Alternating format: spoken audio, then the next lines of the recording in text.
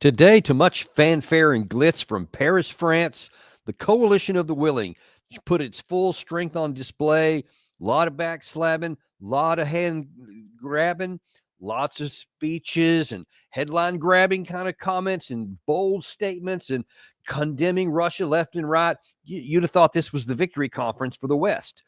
But when you look under the scenes a little bit and you start looking at the seams of even of the statements that they're making, you see things are starting to come apart a little bit. And if you look very long, you'll start to see a huge discontinuity between what the Western European leaders are saying and what's real on the ground. What a shock, right?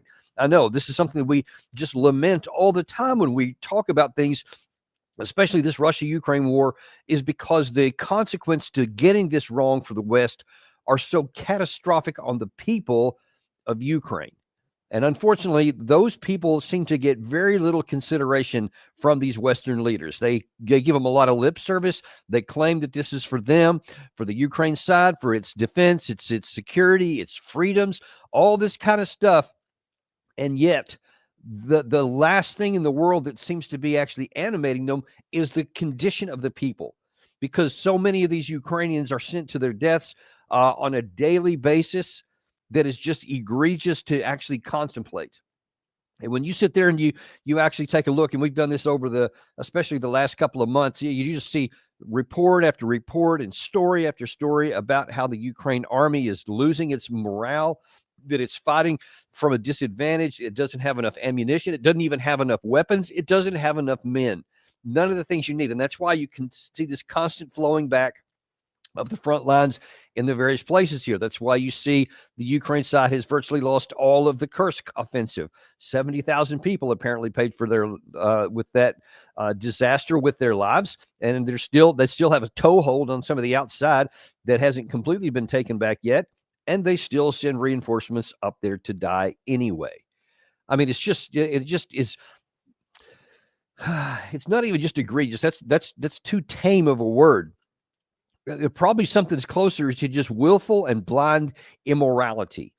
And I say that in those moral terms, because what else can you say when you keep putting on all this claim? A lot of the videos you may have seen coming out of Paris today were in a lot of palaces. Zelensky has been given some speeches recently, and a lot of all the background is this gold ornate kind of 18th century kind of glitz and glamour, while the men are in the mud fighting and dying on a daily basis in just horrific and miserable conditions, while the Ukrainian front lines, the territory continues to shrink by the day. Cities keep getting bombed every day. The buildings keep getting rubbled. None of that's on display there. In fact, they just keep congratulating themselves. And again, if all you're looking at is the headlines coming out of Paris today, you're thinking, wow, the West is doing a really good thing. They're very brave. And they really care, and they're standing up to that big bear of Russia.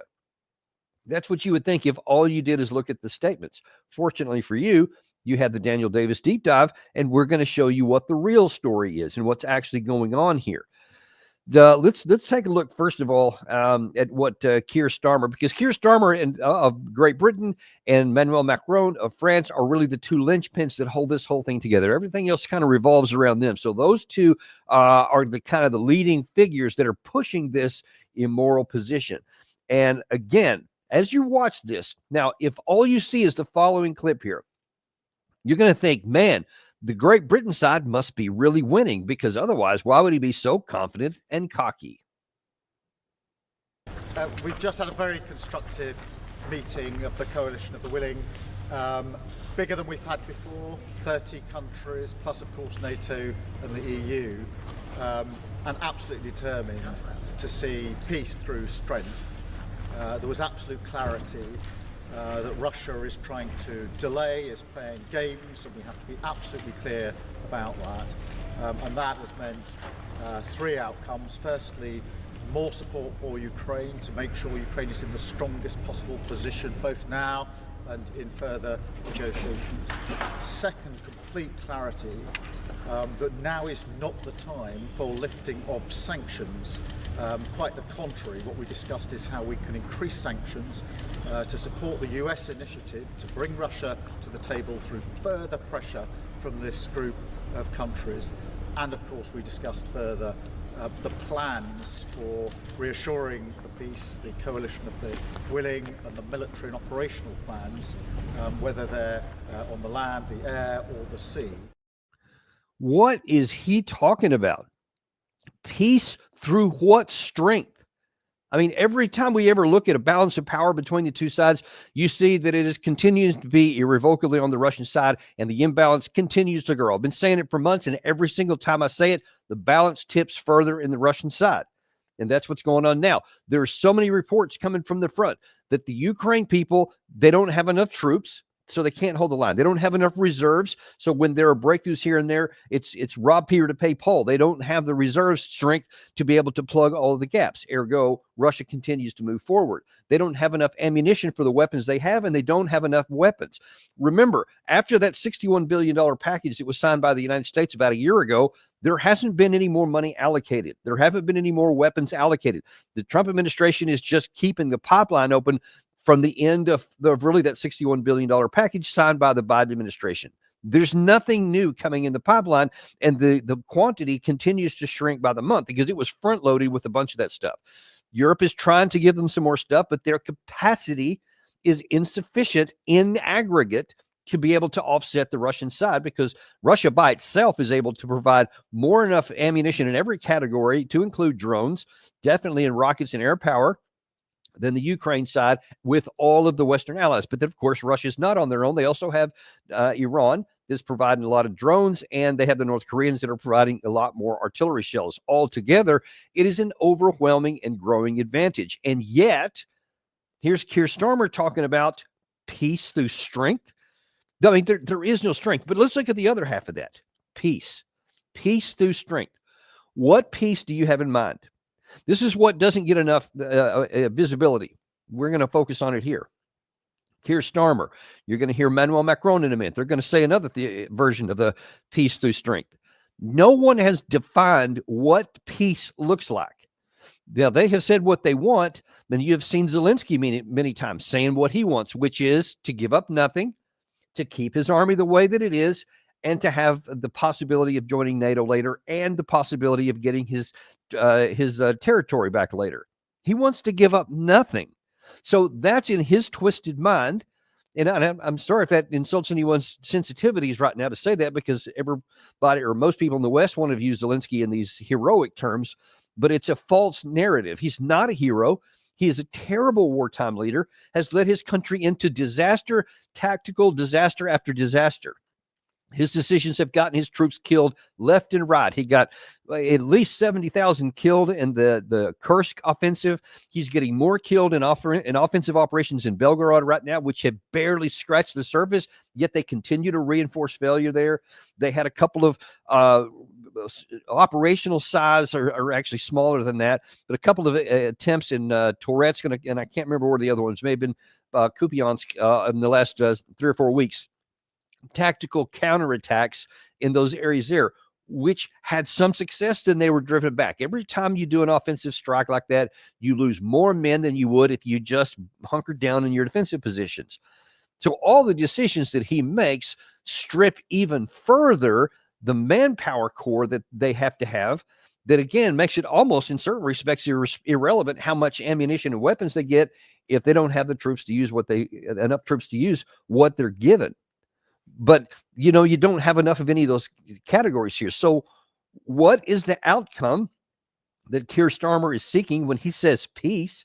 And where is the strength that he has to make that phrase? I mean, it's like he's saying, I know that's a popular phrase, peace through strength. Ronald Reagan, the Republicans love it. Republicans are in power now. So I'm just going to say what they want to hear to make them think we're on their side. And then you also say that, this gives really great clarity that the Russians are delaying this, that the Russians only want war.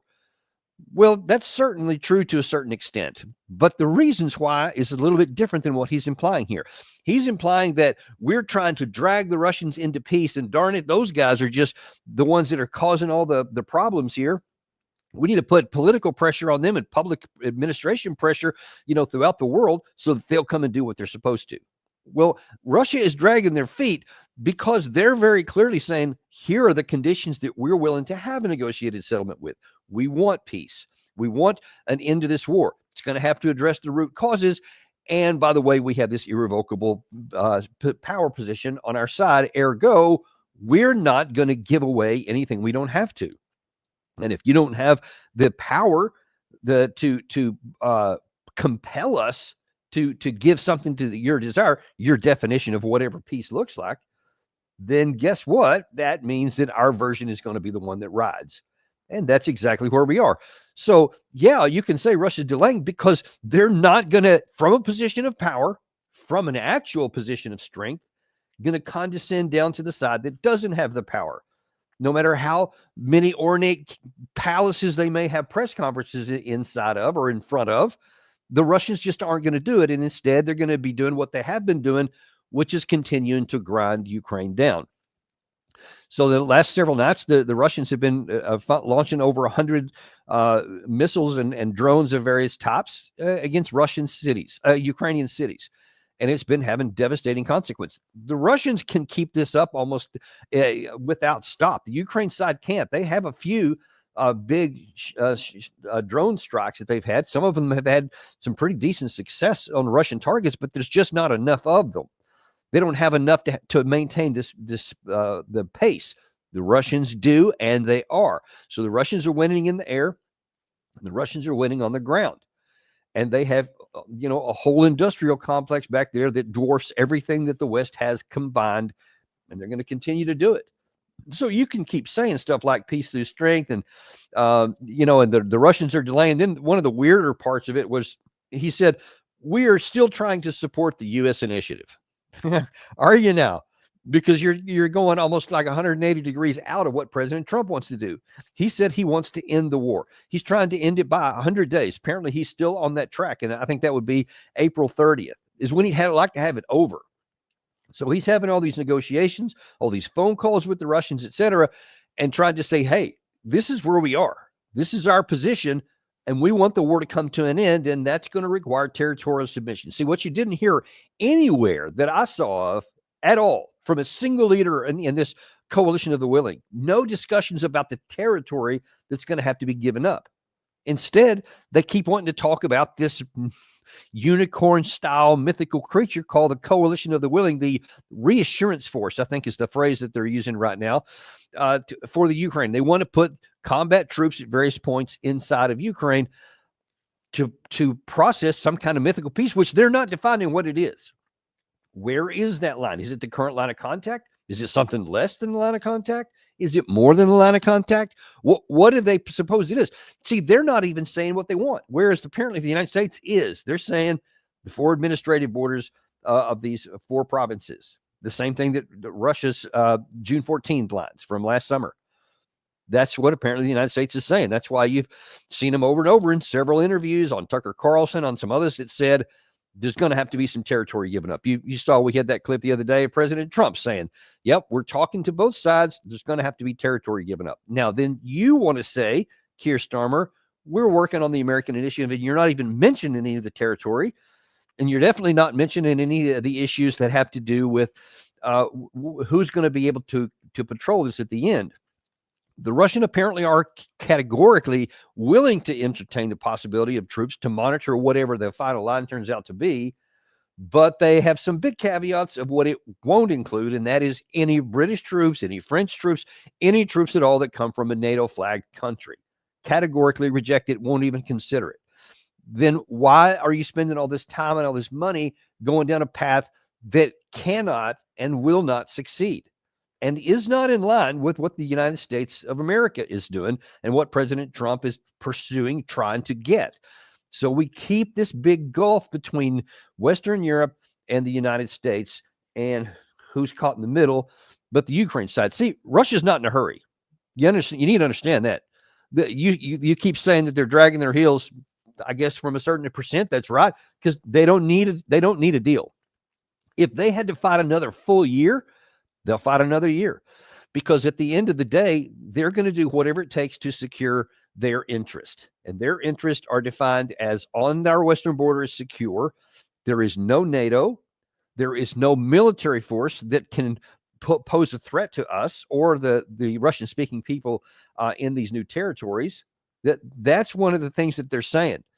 So all the 4 territories, in their view, are already Russian territory.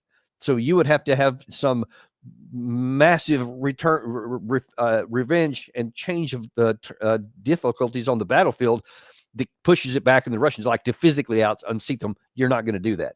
So given that combat reality, that ground truth, hardcore reality on the ground, then where do you want to go, Europe?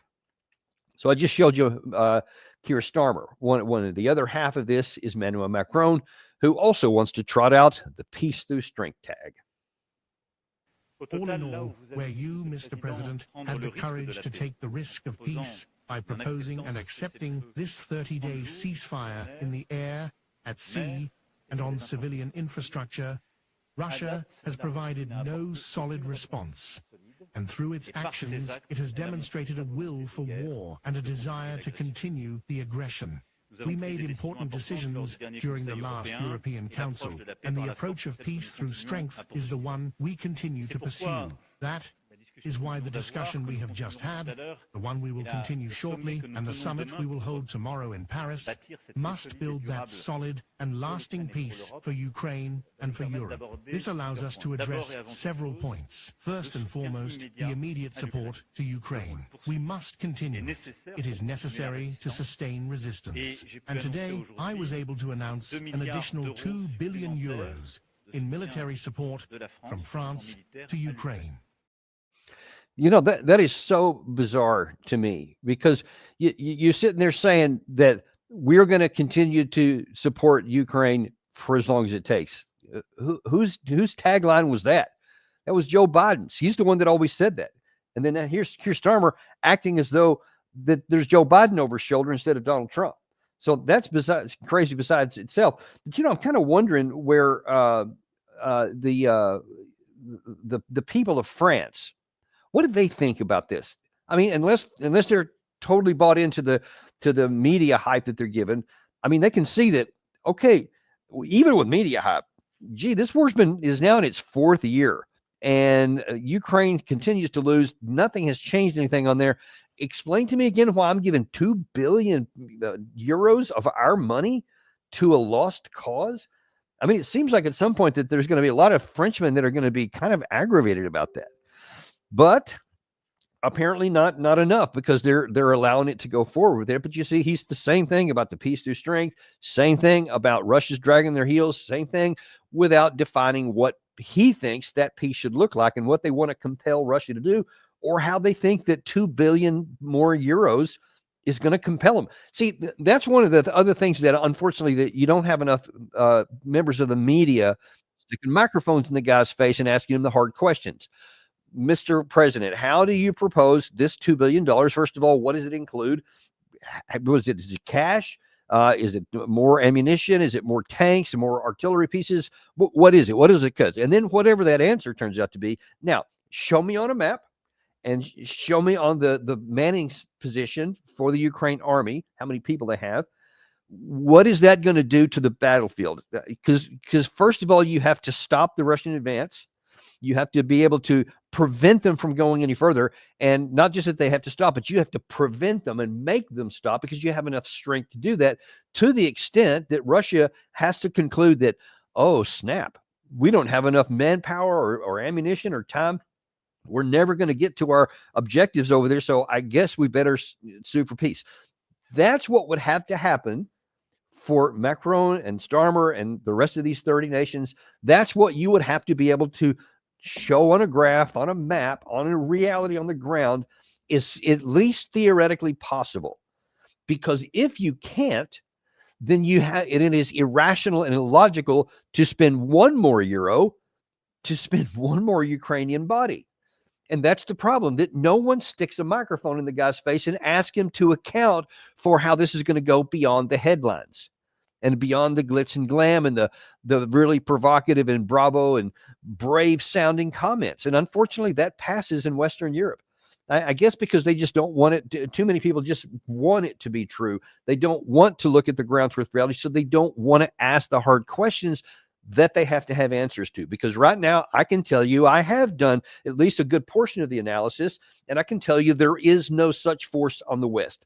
There is not the Ukrainian manpower. There's not enough artillery shells, not enough tanks, not enough air power, not enough anti-aircraft missiles, not enough offensive missiles. There's not enough of anything to even stop the Russians, much less actually be so strong that it compels Russia into a literal stalemate over some extended period of time to where the Russians would be unable to break through it. And only then would it even be theoretically possible for them to come to that conclusion. It ain't going to happen. The inputs simply don't exist. And yet that's where France wants to go. But Macron had one other interesting thing to say, is that he says, and by the way, as long as I'm defining the terms here, Russia doesn't even have a say. I want to be very clear this evening.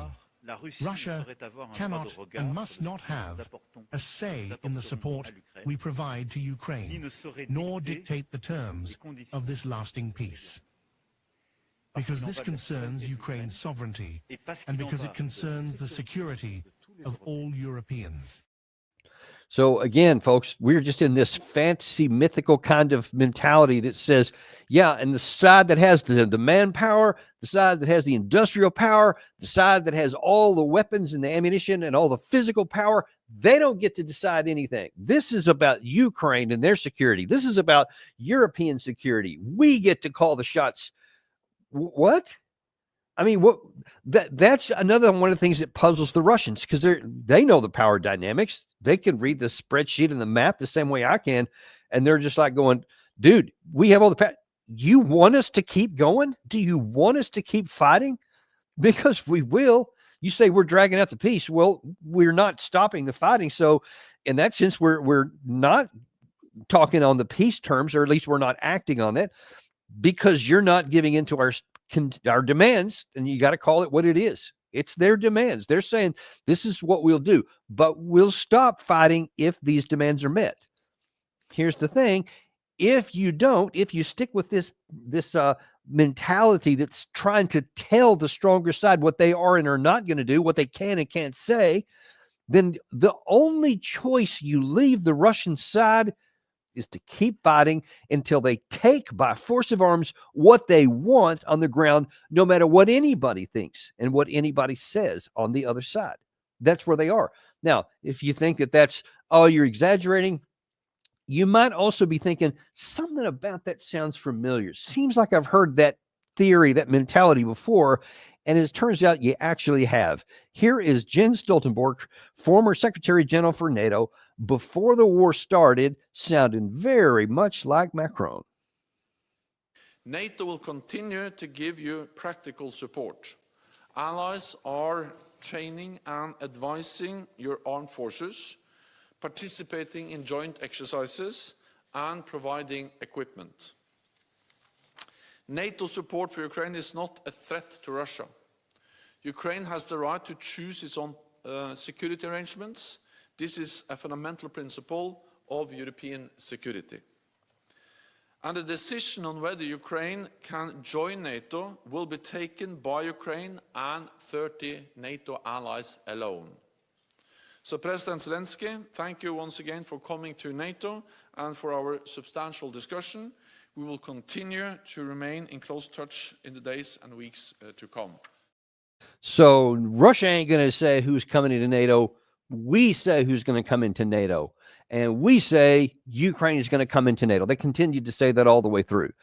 They said, we are going to abide by the 2008, I think it was, Bucharest Agreement, where NATO first committed to bringing Ukraine in. And of course, we said it throughout the war.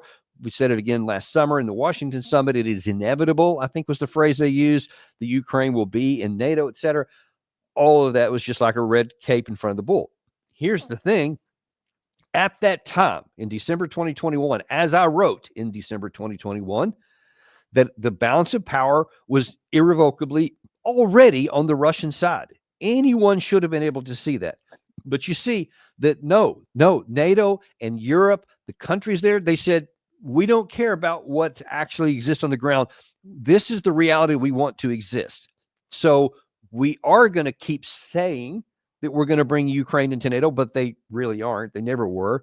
It was a ruse that just wanted to sound tough, that everybody knew for sure that Ukraine was never going to be coming to NATO, but whatever, we'll just say it because we like to sound tough and because we just want our version of reality to be the one that goes in. So Russia will have no say to it, even though Russia had been saying for the 15 years prior that that is a red line for them, that they consider it an existential, and that they will take, as the Russians said around that same time in December 2021, military technical means to ensure that doesn't happen.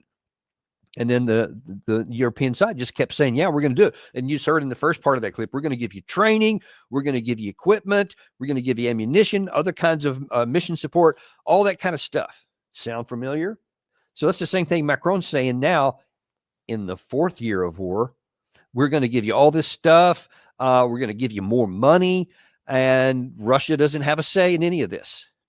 How did that one work out in 2021? Because the Western European side was unwilling to look at reality. And at that time, the American administration was leading the charge on reality. We had the war. Even though the Russians expressly told Jens Stoltenberg personally and President Biden, according to some sources that I have, that if you don't take NATO off the table, it's going to be war. And they said, bring it on. Do whatever you think best, because we're going to crush you with economic support or economic sanctions and support to the Ukraine side. And Russia went, then we have no choice.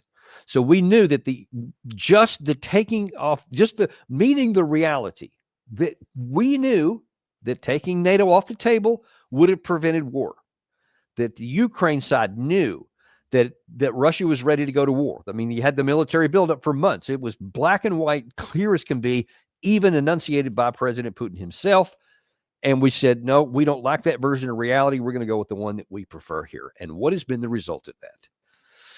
Predictably, even though the war itself has ebbed and flowed a few times from 2022, or at least up through the end of 2022, it's only ebbed in that time since in the Russian favor. But despite all of that, you have somewhere north of 1 million Ukraine people have been killed. Of course, 22 some odd percent of the country is already lost to the Russian side. They gain it by the kilometers every day, square kilometers in different parts. And then the worst of all, the Ukraine casualty rate keeps going up every single day. Every single day. So the longer we go on without adhering to any reality, we're going to follow the same path that we have since 2021. We're going to have the same predictable, calculable results that we've had since 2021. And it's just going to see more and more Ukraine people killed. And look, from the Russian side, there is, as I said earlier, they're kind of perplexed about this, but they're not confused on what the reality looks like, as Sergei Lavrov illustrates here.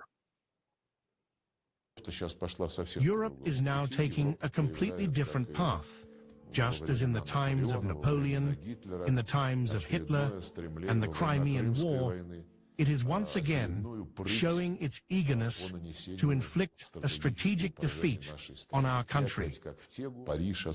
By pumping the Kyiv regime with weapons, London and Paris, especially the two leaders, Starmer and Macron, with the support of a not-so-powerful choir from the Baltic states and several other countries, are not only talking about continuing to supply Ukraine with weapons, but also about some kind of coalitions of the willing, and about deploying a so-called peacekeeping mission, or a mission to ensure Ukraine's security after the war ends. And the Russian leaders, several of them have gone on to say, I don't know what you guys are thinking, but if you put any soldiers anywhere in Ukraine without our express consent, we're simply going to recognize them as enemy combatants, just like anyone else who has a weapon, and we will reserve the right to attack them. Because there's some specific discussions that have been coming out of this latest meeting in Paris where they're saying maybe we'll put some in some of the cities kind of halfway between the current line of contact and the Dnieper River, and we'll put some more maybe further back in Lviv and some other areas here. I mean, first of all, just from a military perspective, what the hell, man? Seriously? You're just going to put them in a couple of cities? What is that doing? Just putting them in the country, not on the front line, not they're fighting, which, by the way, some reports this afternoon has said Zelensky was kind of irked about that. And he goes, I don't want guys just sitting in barracks or buildings and hotels or wherever in the interior of my country. I want them on the front lines. He actually wants them on the front lines, like he has been saying for a long time here. But the Europeans are saying, no, we'll put them here. And the Russians are saying, you can put them on the front line. You can put them here. You can put them in the back part in Lviv, wherever you want to put them. We reserve the right to attack them because then they're entering the war zone and we'll respond accordingly. And if anybody has any confusion about whether the United States would come to their military defense, if they're foolish enough to put their soldiers in harm's way when the Russians have expressly said, we'll attack them if they come in here, you're wrong. You need to figure this out, Europe, because President Trump has emphatically said on many occasions, we're not going to fight World War III with Russia, period, full stop.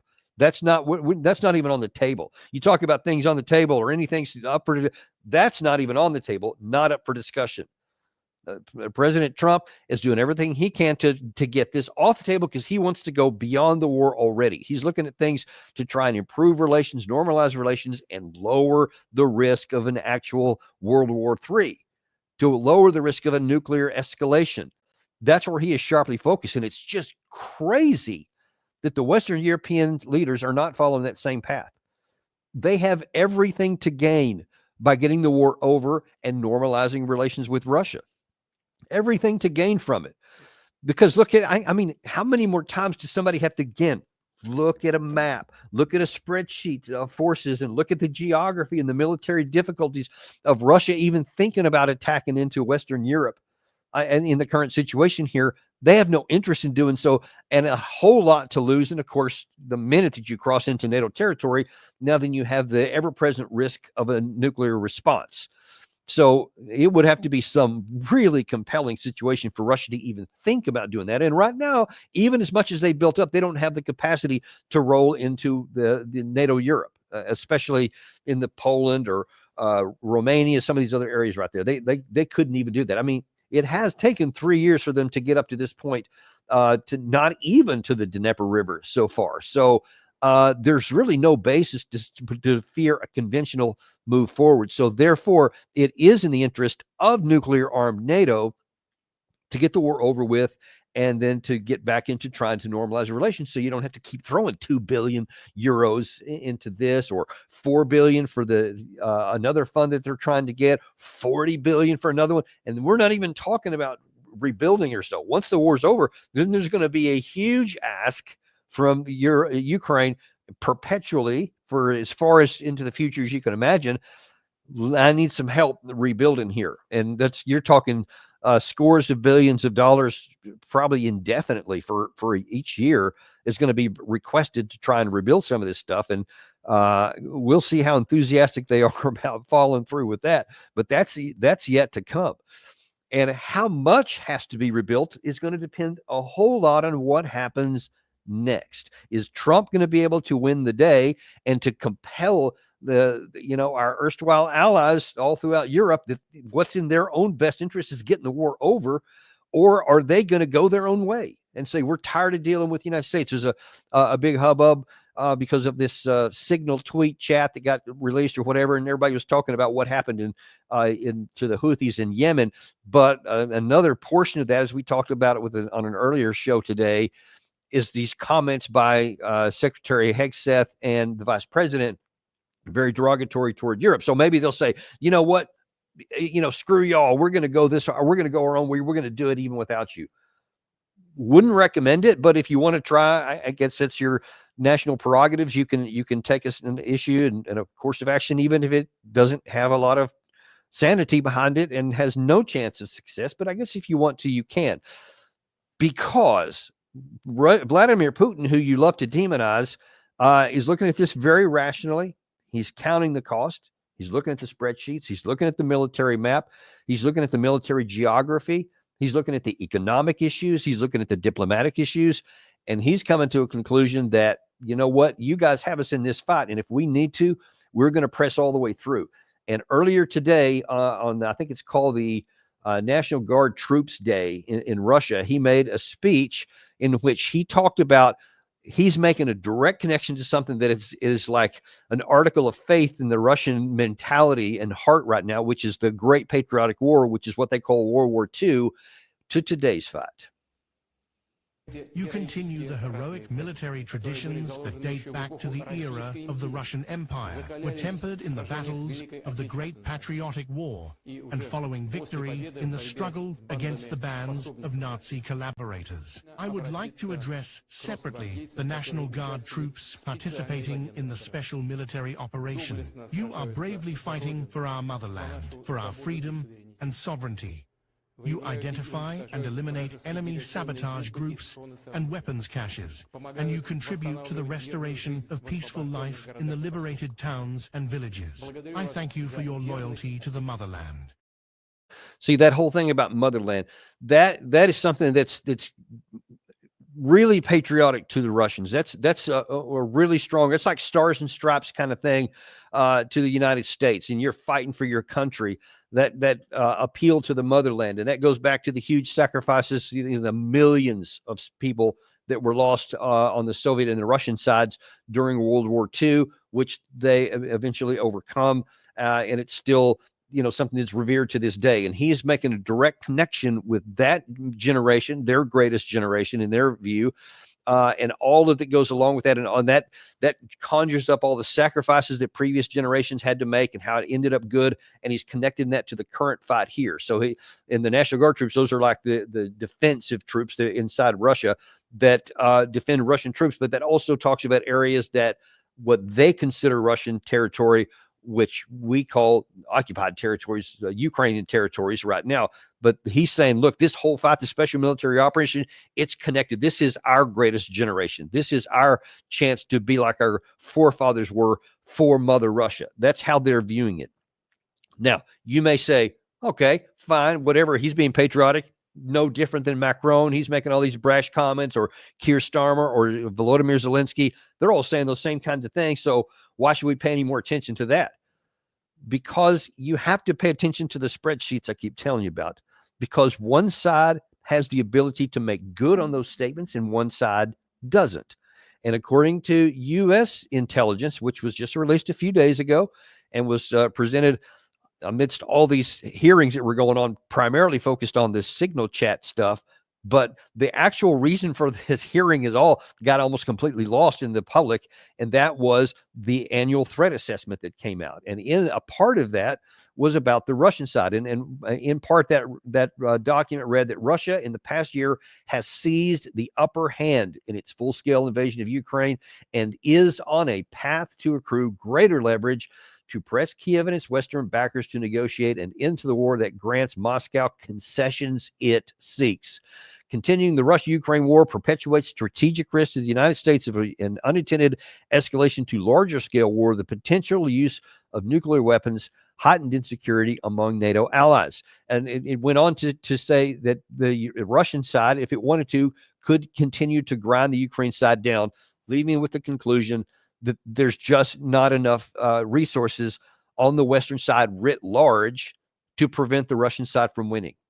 I mean, this is the unclassified version that was released by the U.S. intelligence community that says this is our cumulative best effort. Remember, this is, I think there's 17 or 18 intelligence agencies spread throughout the United States government and military, and this is a compilation of what they have all said. So this is the consensus view of what the intelligence services of the United States have said.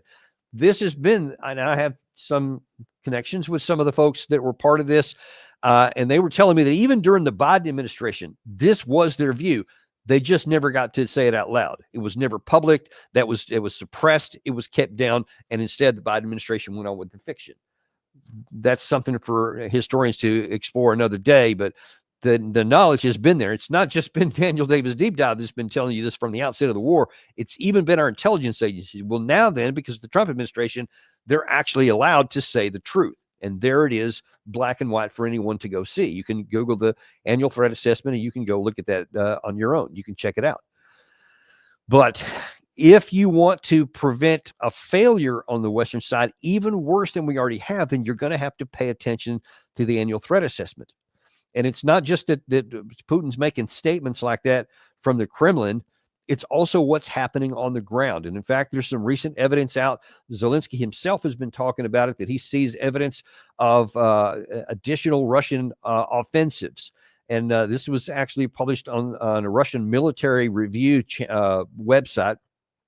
You see the headline there, the General Staff of the Armed Forces of Ukraine. This is a Russian publication, but they're quoting the General Staff of Ukraine, fears that the Russian armed forces will launch a simultaneous offensive in the Sumy and Zaporizhia directions. And the article goes on to say the defeat of the Ukrainian group in the Suja with access to the border of Sumy region, and in some places wedging into it, that made Sumy direction one of the most difficult for the armed forces of Ukraine to defend against today. The second direction is Zaporizhia in the south, where the Russian armed forces have a very powerful grouping. A simultaneous strike in the north and in the south could lead to the collapse of the front. And given how the Russian armed forces are rushing from the from the Kursk region to the Sumy region, this could lead to a critical situation with reserves. That's the truth right there, folks. That's where we are in all this. You keep delaying things, and it's so ironic, if not outright perverse, that you had both Macron and Starmer today accusing the Russians of dragging out this situation, of Zelensky himself accusing the Russians of they don't want peace, they don't want to end this, they just want to keep fighting. And then it's actually our unwillingness to actually do what they claim to do, was to work in, what was the phrase they use, intertwined with U.S. support. If you were, the war would be over right now. Straight up. If it wasn't for the reticence on the European and the Ukrainian side, the war would already be over and the killing would already be stopped. That's a fact. These guys, the ones who are claiming peace through strength, are the ones who are absolutely leading to the extension and the perpetuation of the war, and therefore the extension and the perpetuation of the death on the Ukraine side. But you see, Russia's not passive and they're not static. This is not a standstill. This is not a stalemate. The Russians are on the advancing, and there's a lot of additional evidence besides what I just read to you right there, which implies that the Russian side has been for months building up combat power in both the north and in the south. And they're coming out of the rainy season right now, and as we get ready to come into April, the ground is very much amenable to cross-country traffic by armored vehicles, and the window is going to open up for them to launch a major offensive, and possibly a two-pronged in north and the south. Ukraine flatly does not have the defensive capacity in either one of those areas by themselves, and they have no theater reserves strong enough to handle penetration in either direction. If Russia launches this, what's called a big arrow movement and a big arrow offensive, if they break through in either place, then you have the possibility of the complete collapse of that portion of the front. And once you get any portion of the front literally collapsed to where Russian forces could then send exploitation forces in, which apparently they have, and they could literally just drive into the interior of Ukraine, then it's game over. It's game over. And then there won't be any negotiations. There won't be any peace through strength. There will just be Russian forces are now just creating the conditions on the ground that they want for victory. Now, most in the West don't agree with that that's even possible, mainly because they don't want it to be possible, so they just say it's not. Nope, Russia can't do that. It's taken them 3 years to get this 22% because that's all they can do, without actually looking beneath the surface. Pay attention, take heed to that annual threat assessment, because that's giving you the information. They have the upper hand. And pay attention to the Ukrainian Armed Forces reports to Zelensky himself, who says there is a buildup in the north and in the south. Again, not Russian propaganda. This is what the Ukrainian side is saying. This is what Zelensky himself is saying on multiple occasions. If the Russians do this, and they haven't done it since early in the war, their initial incursion, when they came flooding in with 5 different axes of advances, and they literally drove into large portions of the country before they were finally stopped. They haven't attempted anything else on that scale. They had one relatively large attempt in 2022 to cross a certain river, and it just ended in a complete disaster. And they lost a huge amount of forces because they didn't know what they were doing. They had not learned enough of the lessons yet and paid a massive price for it. And really, since that time, they've gone to the much safer but slower small unit kinds of operations, like platoon, squads, literally groupings of 3 and 4 men, sometimes to move forward, small numbers of armored vehicles. They haven't tried anything of a massive nature of the classic Soviet doctrine, where they come in with an entire armored division, or a mechanized army would roll into one area in a concentrated way and try and break through. The Ukraine side has not had any experience dealing with that. They have gotten very comfortable with handling the increase in firepower, the advantage in firepower on the Russian side, the advantage in manpower on the Russian side. But they have gotten kind of because it's like a battle rhythm throughout the war, and they can handle that. But if you all of a sudden hit them with the force that they have no experience with, a massive firepower demonstration, and then huge numbers of forces on a narrow front there, if the Russians break through, Ukraine's got nothing to stop it. And that's the time, historically anyway, when you have the possibility of panic and then everybody running because the whole thing gets turned upside down. That's what happened in Suja, in the Kursk area. When the Russians came in through that tunnel, the pipeline tunnel, and they broke in, they showed up in the rear, apparently up to 800 troops. It completely unhinged all of the defenses, and it collapsed within like 3 or 4 days. When it had been holding steady for 7 months. But when the Russians showed up in the rear where they weren't supposed to, everybody left their defended positions and panicked and ran back. That same kind of thing would happen on a much larger scale if there's a Russian successful breakthrough. That's what we need to be paying attention to. And I just think history is going to be very unkind, if not outright cruel, to Kier Starmer, to Emmanuel Macron, if the military situation I just described happens, because they can't not know what I see. I don't have access to any classified information at all. I get what I see from the Russian media. I get what I see from Telegram. I get what I see from sources that have said stuff, and I see what they themselves say. And all of that together, based on the physical evidence that we've got that you can observe, that anyone could observe, shows that all these things are possible. They, of course, do have access to that classified information, so they've got to know this. And if they do, if they're aware of it, and they have chosen to act in contradiction to what the intelligence actually says, and then the expected eventually happens, and Ukraine outright loses the war, they will have nobody to blame but themselves and nowhere to hide.